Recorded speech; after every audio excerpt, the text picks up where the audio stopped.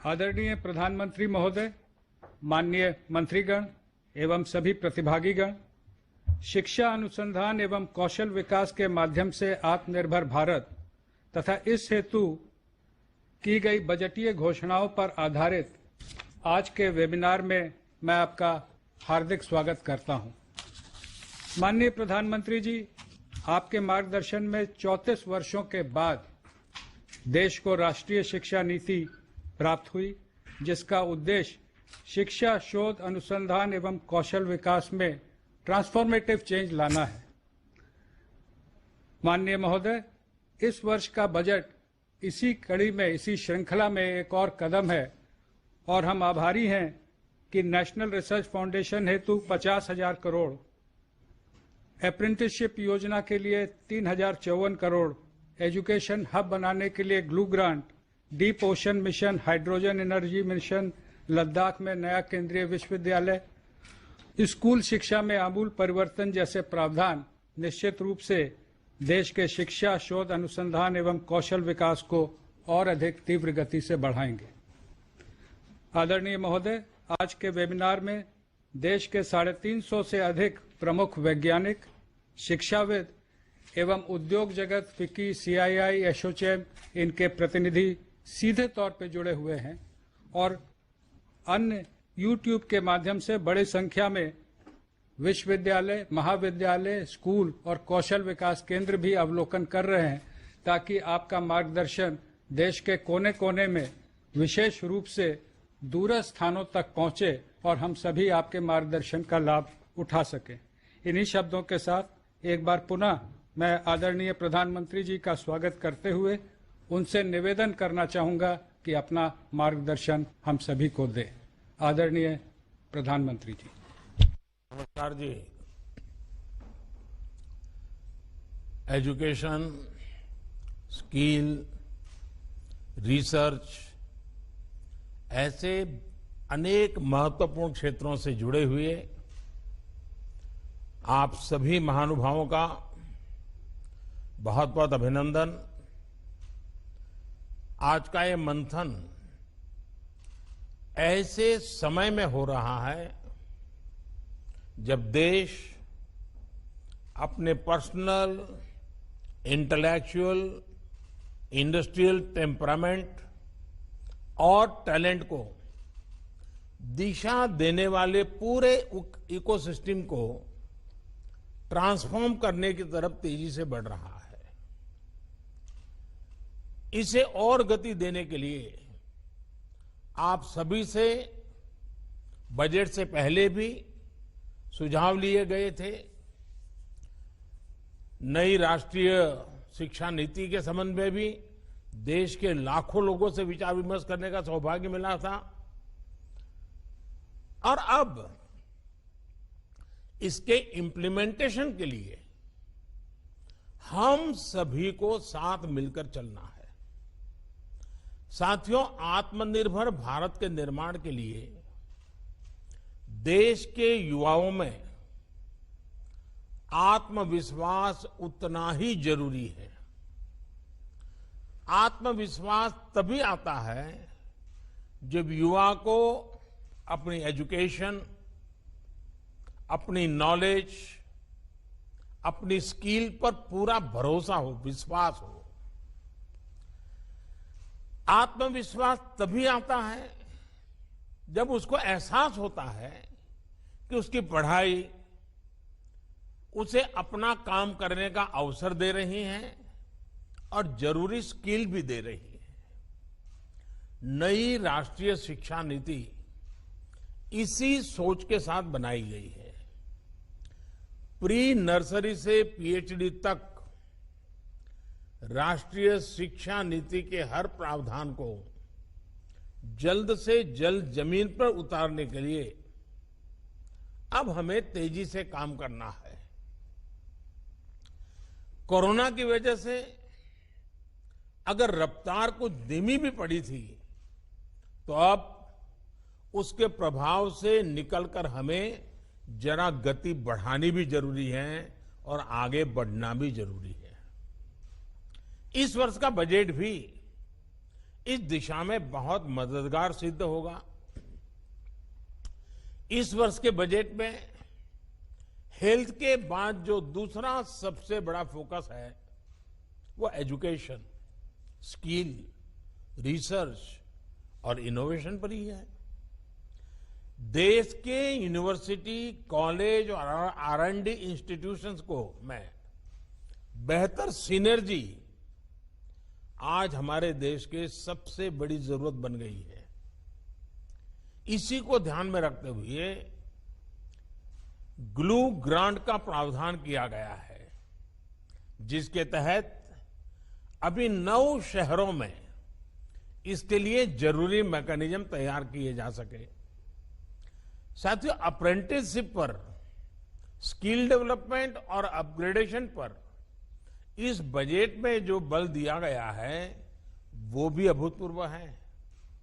इस बजट में इनको लेकर जितने भी प्रावधान किए गए हैं, हायर एजुकेशन को लेकर देश की अप्रोच में एक बहुत बड़ा शिफ्ट लाने आने वाला है। बीते वर्षों में एजुकेशन को एम्प्लॉयबिलिटी और एंटरप्रेन्योर कैपेबिलिटीज उससे जोड़ने का जो प्रयास किया गया है, ये बजट उनको और विस्तार देता है। इन्हीं प्रयोगों का परिणाम है कि आज साइंटिफिक पब्लिकेशन के मामले में भारत टॉप 3 देशों में आ चुका है। पीएचडी करने वालों की संख्या और स्टार्टअप का इकोसिस्टम के मामले में भी हम दुनिया में टॉप 3 में पहुंच चुके हैं। ग्लोबल इनोवेशन इंडेक्स में भारत दुनिया की टॉप 50 इनोवेटिव कंट्रीज में शामिल हो चुका है और निरंतर सुधार कर रहा है। उच्च शिक्षा, रिसर्च और इनोवेशन को निरंतर प्रोत्साहन से हमारा स्टूडेंट्स और यंग साइंटिस्ट के लिए नए अवसर बहुत ज्यादा बढ़ रहे हैं। और अच्छी बात ये भी है कि R&D में बेटियों की भागीदारी में एक अच्छी, संतोषकारक वृद्धि देखने को मिल रही है। साथियों, पहली बार देश के स्कूलों में अटल टिंकरिंग लैब से लेकर उच्च संस्थानों में अटल इंक्यूबेशन सेंटर्स, इस पर फोकस किया जा रहा है।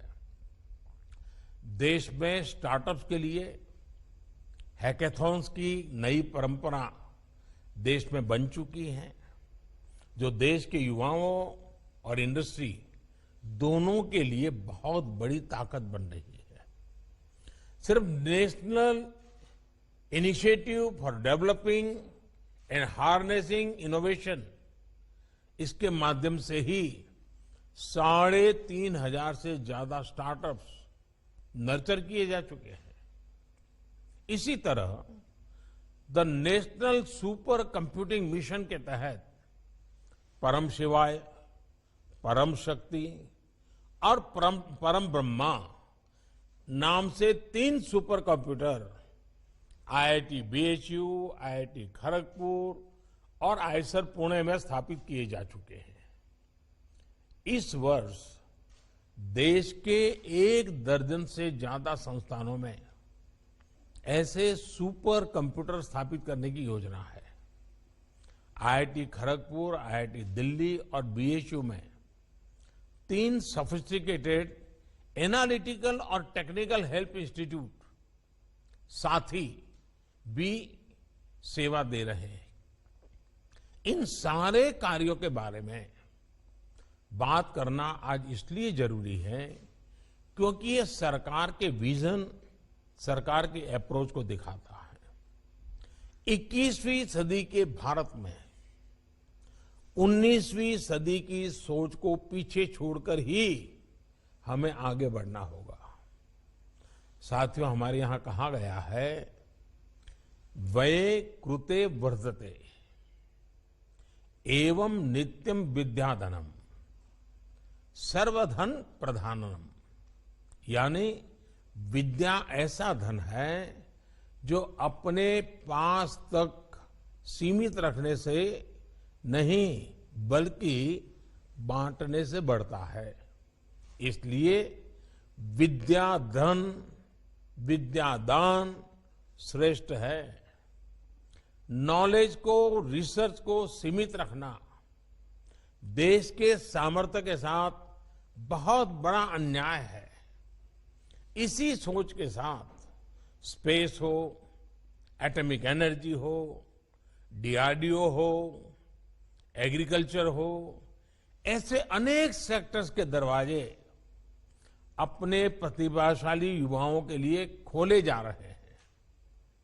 हाल में 2 और बड़े कदम उठाए गए हैं जिससे इनोवेशन, रिसर्च और डेवलपमेंट के पूरे इकोसिस्टम को बहुत लाभ होगा। देश को पहली बार मेट्रोलॉजी से जुड़े अंतर्राष्ट्रीय मानक पर खरा उतरने वाले इंडियन सॉल्यूशंस मिल चुके हैं और ये सिस्टम लगातार मजबूत किया जा रहा है। इससे R&D और हमारे प्रोडक्ट्स की ग्लोबल कॉम्पिटेंसी में बहुत सुधार आएगा। इसके अलावा हाल में जियो स्पेशियल डेटा को लेकर भी बहुत बड़ा रिफॉर्म किया गया है।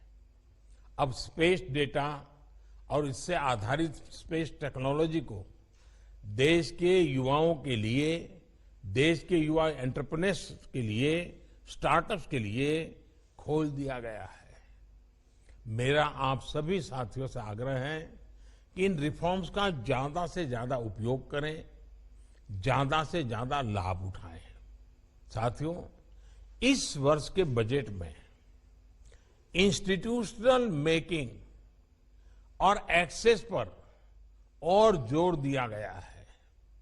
देश में पहली बार नेशनल रिसर्च फाउंडेशन का निर्माण किया जा रहा है। इसके लिए 50,000 करोड़ रुपए का प्रावधान किया गया है। इससे रिसर्च से जुड़े संस्थानों के स्ट्रक्चर से लेकर R&D, एकेडेमिया और इंडस्ट्री की लिंकेज को बल मिलेगा। बायोटेक्नोलॉजी से जुड़ी रिसर्च के लिए बजट में 100% से ज्यादा की वृद्धि सरकार की प्राथमिकताओं को दर्शाती है। साथियों, भारत के फार्मा और वैक्सीन से जुड़े रिसर्चर्स ने भारत को सुरक्षा और सम्मान दोनों दिलाया है। अपने इस सामर्थ्य को और सशक्त करने के लिए सरकार पहले ही 7 national institute of pharmaceutical education research को राष्ट्रीय महत्व के संस्थान घोषित कर चुकी है। इस सेक्टर में R&D को लेकर प्राइवेट सेक्टर की हमारी इंडस्ट्री की भूमिका बहुत प्रशंसनीय है। मुझे विश्वास है कि इस भूमिका का आने वाले समय में ज्यादा से ज्यादा विस्तार होगा।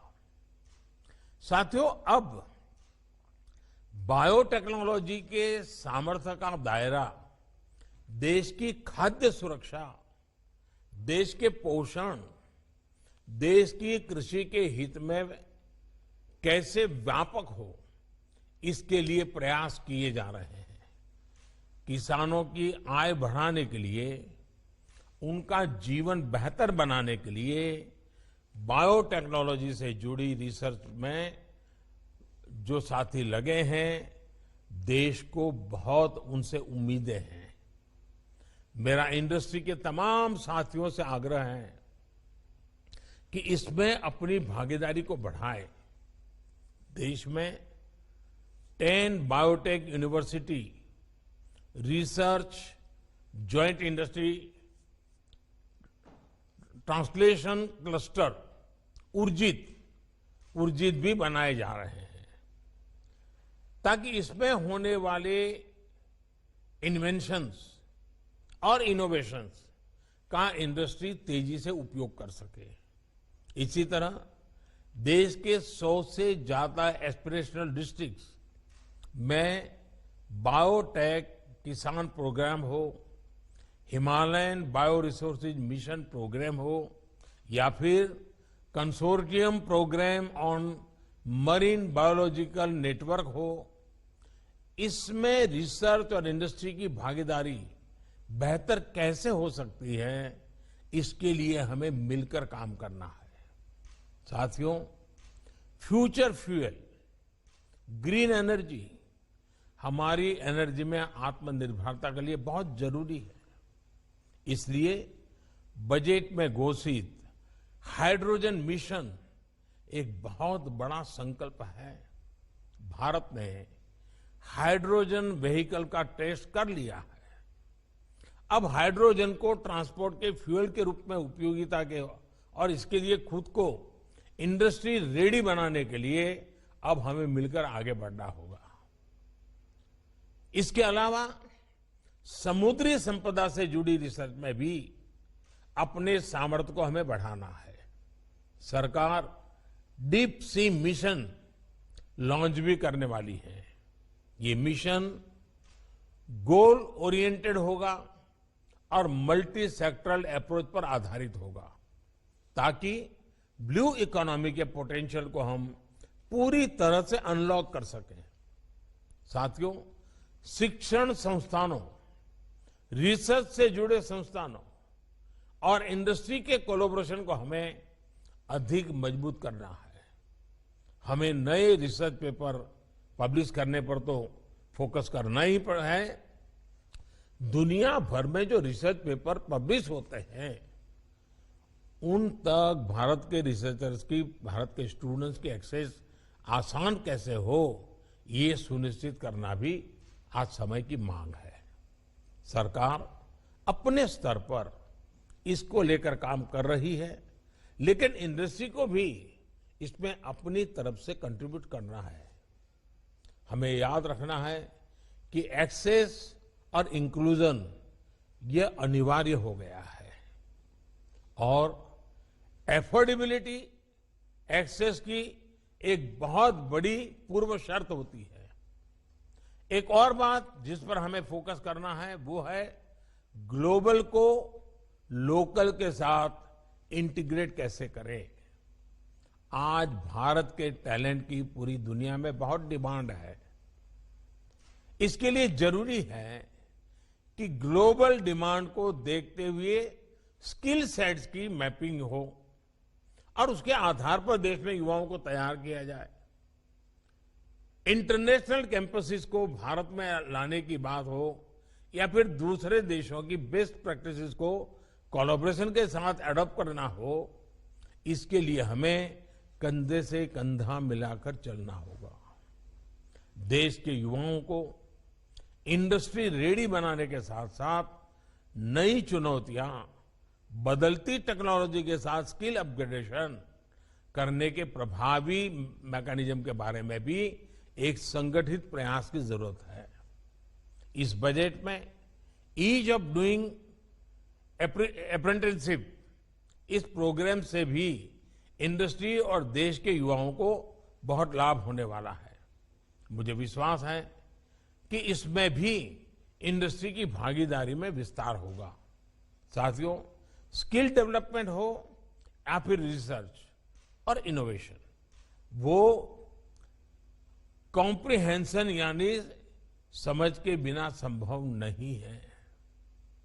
इसलिए नई राष्ट्रीय शिक्षा नीति के माध्यम से देश के एजुकेशन सिस्टम में ये सबसे बड़ा सुधार लाया जा रहा है। इस वेबिनार में बैठे तमाम एक्सपर्ट, तमाम शिक्षाविदों से बेहतर ये कौन जानता है कि विषय की समझ में भाषा का एक बहुत बड़ा योगदान होता है।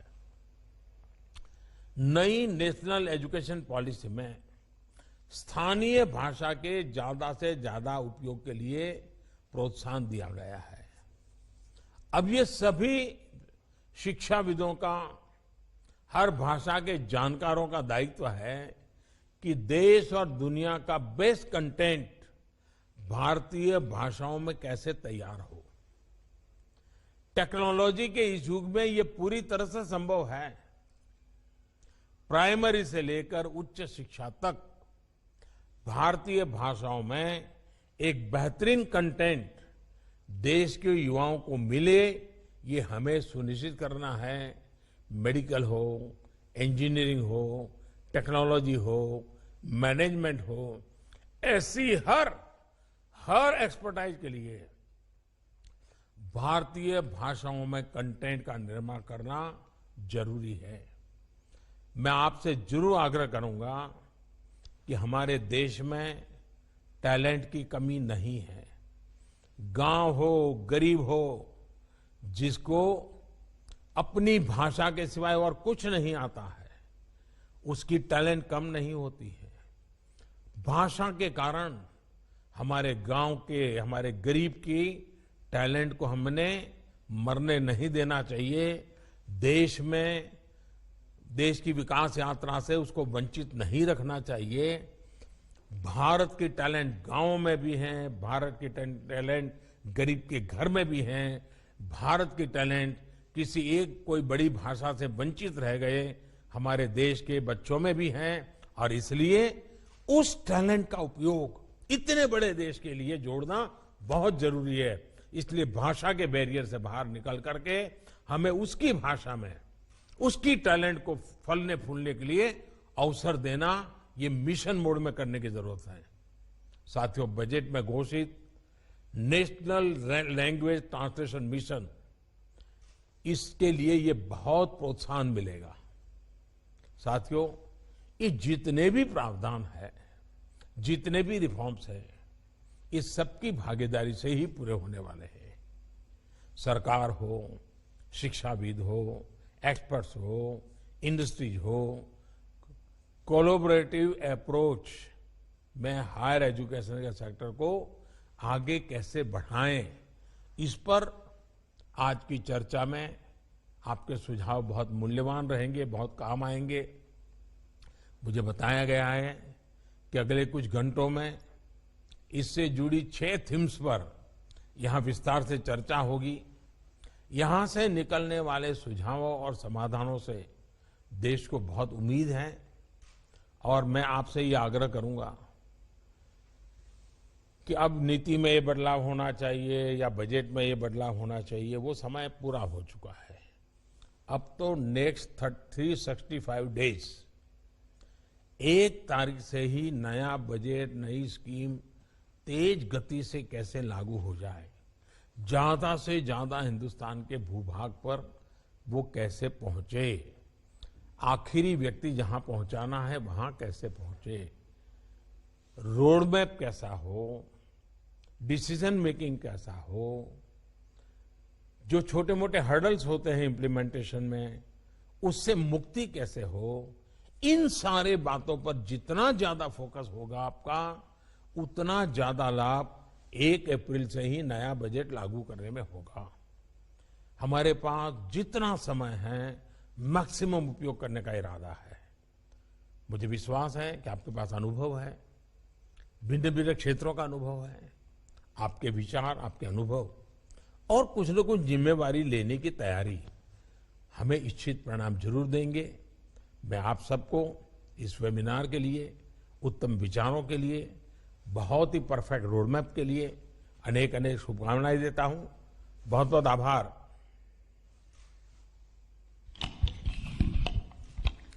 आदरणीय प्रधानमंत्री महोदय, आपके मार्गदर्शन हेतु हम सब आपका बहुत बहुत आभार व्यक्त करते हैं और विशेष रूप से महोदय, माननीय मंत्री जी, माननीय सचिवगण, अधिकारीगण, हम सब आपको विश्वास दिलाना चाहेंगे कि जो भी आपने मार्गदर्शन किया है उसके एक एक बिंदु को हम धरातल पर उतार करके इसी वर्ष में आपके समक्ष और देश के सभी लोगों के समक्ष उतार के दिखाएंगे। आपका बहुत बहुत आभार।